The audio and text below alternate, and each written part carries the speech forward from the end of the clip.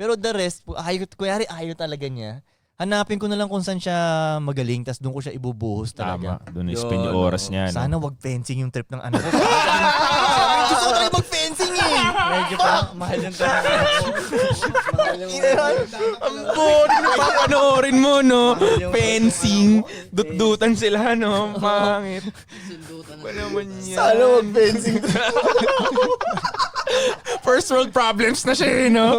Sana mag-fencing kahiligan ng anak ko. Paano kung polo pa? Eh!